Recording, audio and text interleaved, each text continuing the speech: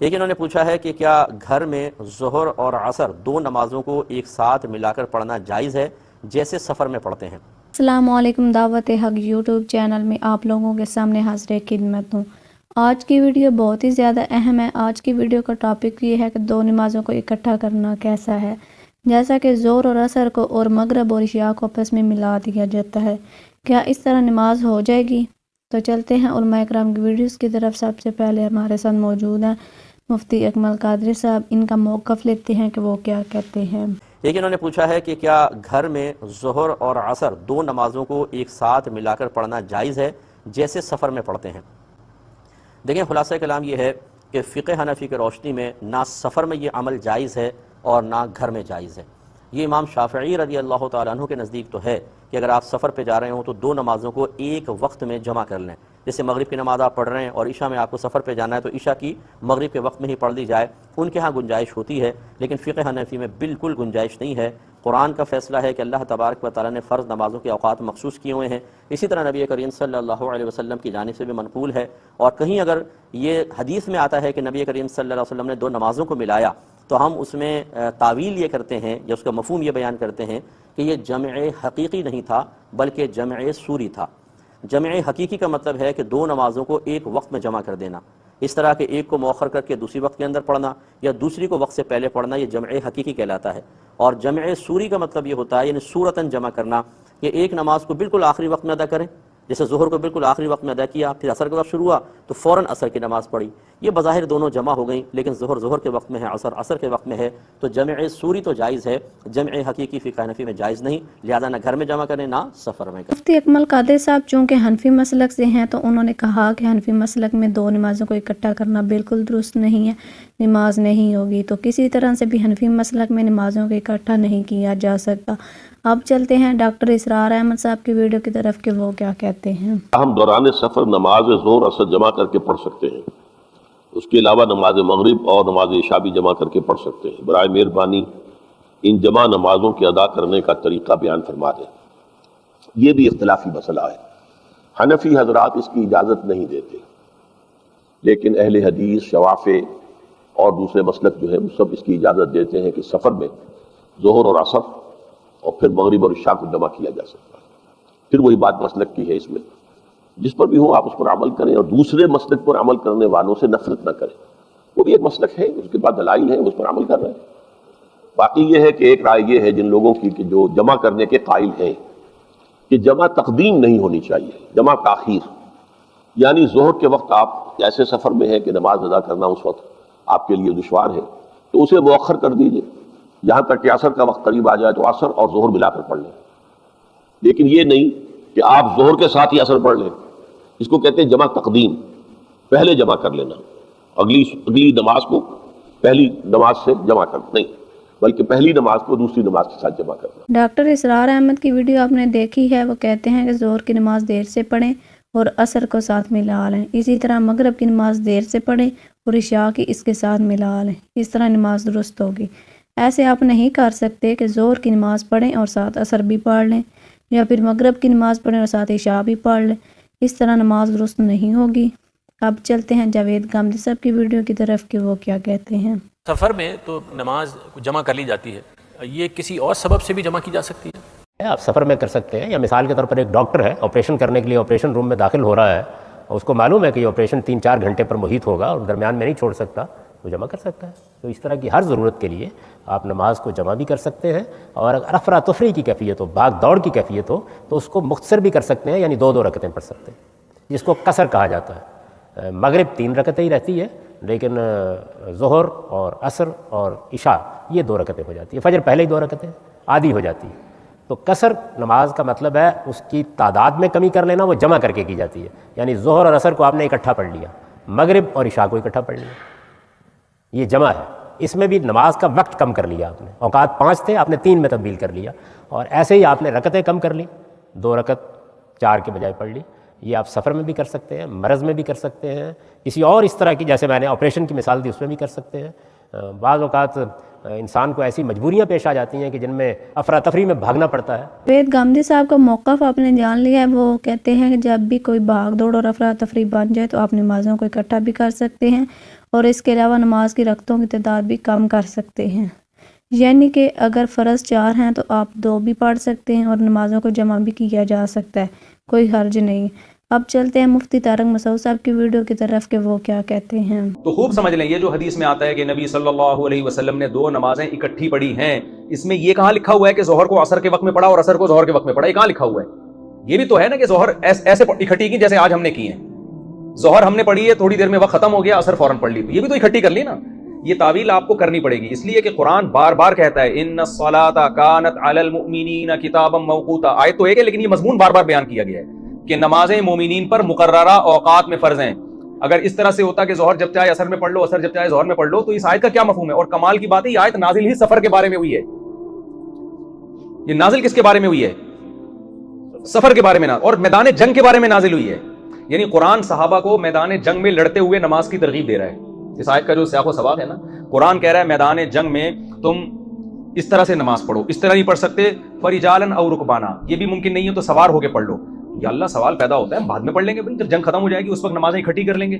اتنی ٹینشن میں تو ہمیں کیوں ڈال رہا ہے کہ کھڑے ہو کے نہیں پڑھ سکتے تو سواری پہ بیٹھے بیٹھے پڑھ لو، بیٹھ کے نہیں پڑھ سکتے تو چلتے ہوئے پڑھ لو، یہ اتنی ٹینشن کیوں دے رہا ہے؟ اللہ نے اس کا جواب دیا ان الصلاۃ کانت علی المؤمنین کتابا موقوتا، یہ ٹینشن تمہیں لینی پڑے گی۔ تو نمازوں کو آپ اپنے ٹائم سے آگے پیچھے نہیں کر سکتے۔ ہاں سفر میں اختلاف ہے، امام مالک، امام شافعی، امام احمد بن حنبل اس کے قائل ہیں کہ اس میں آپ ظہر اثر اکٹھی پڑھ سکتے ہیں ملا کے، اور مغرب عشاء بھی اکٹھی پڑھ سکتے ہیں۔ ان کے دلائل کیا ہیں؟ ان کے دلائل وہ احادیث ہیں جن میں آتا ہے رسول اللہ صلی اللہ علیہ وسلم نے سفر میں 2 نمازیں اکٹھی پڑھی ہیں، وہ بہت ساری احادیث ہیں۔ امام ابو حنیفہ اور ان کے جو 2 شاگرد ہیں ابو یوسف، امام محمد، جنہوں نے بہت سارے مسائل میں ابو حنیفہ رحمہ اللہ سے اختلاف کیا، لیکن وہ یہاں ابو حنیفہ کے ساتھ جمع ہے۔ وہ کہتے ہیں کہ سفر میں بھی آپ 2 نمازیں جمع نہیں کر سکتے، اگر کریں گے تو اس طریقے سے کریں گے جس طرح سے آج ہم نے کی ہے، یعنی ظہر کو ڈیلے کریں، بالکل اینڈ میں عصر میں پڑھیں، عصر کے قریب، اور جیسے عصر کا وقت داخل ہو تو عصر پڑھ لیں۔ دونوں کے اپنے اپنے دلائل ہیں، دونوں کے دلائل مضبوط ہیں۔ امام حنیفہ کے دلائل بھی اس بارے میں کمزور نہیں ہے، اس احادیث اس پر شاہد ہیں۔ عبداللہ بن مسعود رضی اللہ تعالیٰ عنہ کا قول ہے کہ نبی نے کبھی 2 نمازیں اکٹھی نہیں پڑھی، وہاں اکٹھی کا مطلب حقیقت میں۔ مفتی طارق مسعود صاحب کا موقف آپ نے جان لیا ہے، وہ کہتے ہیں کہ اس طرح تو نہیں ہو سکتا کہ ظہر کی نماز کے وقت میں عصر پڑھی جائے اور عصر کی نماز کے وقت میں ظہر پڑھی جائے، اس طرح بالکل نہیں ہو سکتا۔ نماز اس طرح ہی جمع ہو سکتی ہے کہ ظہر کو آخری ٹائم میں پڑھا جائے اور عصر کو اول ٹائم میں پڑھا جائے۔ باقی یہ ہے کہ جب صحابہ کرام کو میدان جنگ میں بھی یہی ترغیب دی جا رہی ہے کہ نماز مومنوں پر اپنے اپنے وقت پر فرض کی گئی ہے، تو اس کا مطلب یہ ہے کہ نماز کو وقت پر ہی ادا کرنا پڑے گا، نہ کہ نمازوں کو جمع کر کے ان کے اوقات بدلنے پڑیں گے۔ تو اب چلتے ہیں مولانا اسحاق مدنی صاحب کی ویڈیو کی طرف کہ وہ کیا کہتے ہیں۔ بالکل صحیح، صاف، پکی حضور کی سنت کہ 2 نمازاں ضرورت پوے تو کٹھیاں کیتیاں جا سکتی، دونوں طرح، پاویں اگیٹیاں اثر نوں زور ویلے لے جاؤ تے پاویں زور نوں اثر ویلے لے جاؤ، پاویں مغرب نوں عشاء ویلے لے جاؤ تے پاویں تقدیم تاخیر اگوں لاؤ، پاویں پیچھے لے جاؤ۔ اے وقت جڑے 3 دسے ہوئے اس پاروں ہے 5 ہی، اے 5 رسول اللہ نے آپ دسیاں، انہاں نوں پاڑ کے ایک وقت نوں 2 کیتے ہوئے، اور تدے اج بھی صحابہ کرام دے فتوے جڑے نے سارے امامت ہوتے، صحابہ کرام فرماؤندے کہ اگر کسی عورت دا حیض جرا بند ہو گیا، مگر بند اینا ہویا بھی وہ سورج ڈبن تو پہلا وضو کر کے 5 رکعتاں پڑھ سکتی، 4 پوریاں تے 1 نماز ایک شروع کر سکتی، اوتے 2 نمازاں فرض ہو جاندیاں، کیڑی؟ زور اور عصر۔ اسی عصر ہی کہنی فقہ والیاں، انہاں آکھیا نا وقت مشترک ہے، اس تو اگر 4 رکعتاں دا ہی وقت ہے پھر مننے اسی، اس تو پھر وقت تنگ ہو چکا، ایک دا ہی اگر ایک تو زیادہ دا وقت ہے گا پاویں 1 رکعت، 2 نمازاں گل پی گئیاں، ایک زور پڑھے ایک عصر پڑھے۔ کیوں؟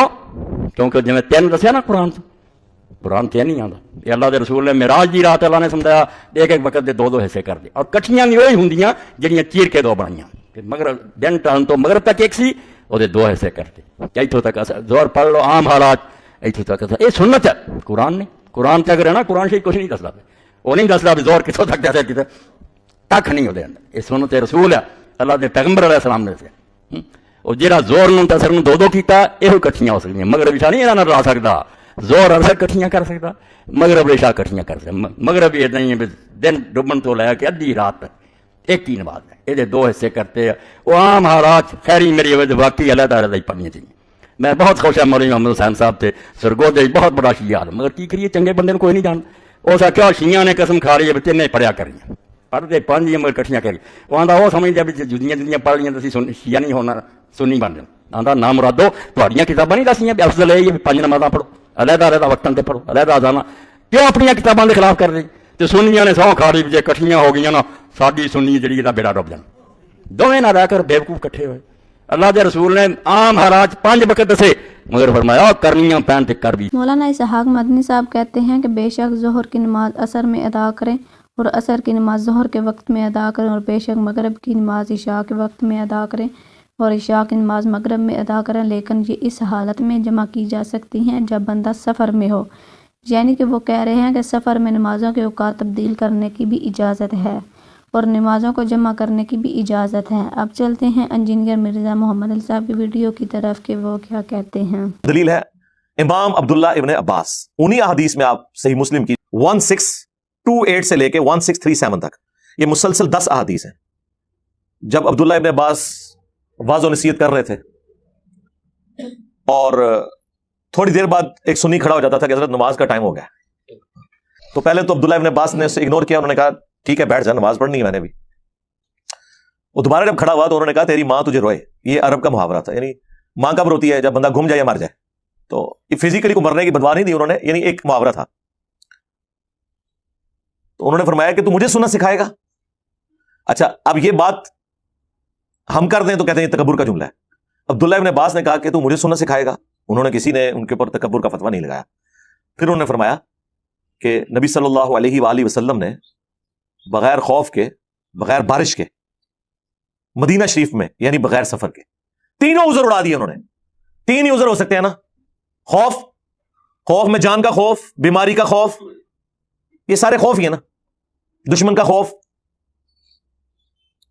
बगैर बारिश के, बारिश में ज़रा क्रिटिकल सिचुएशन है, घर से आप बाहर नहीं निकल सकते। उस जमाने में तो वैसे ही निकल सकते थे, कच्चे रास्ते, कीचड़, पानी जमा हो जाता था। मदीना शरीफ में यानी बगैर सफर के।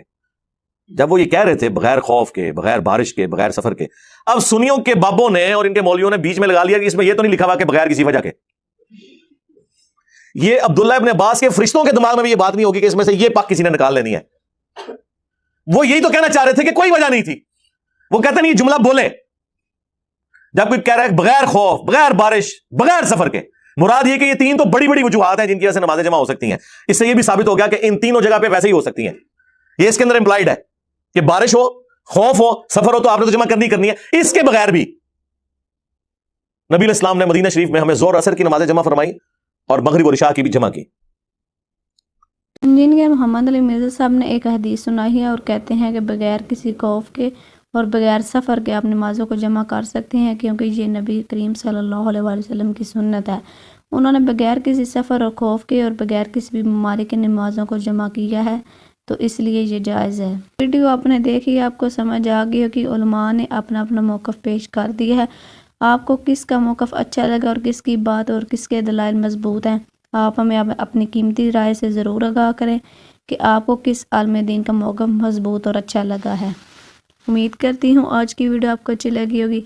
अगर अच्छी लगे वीडियो को लाइक करें, शेयर करें, चैनल को सब्सक्राइब करें। मिलते हैं एक नई वीडियो के साथ, तब तक के लिए अल्लाह हाफिज़।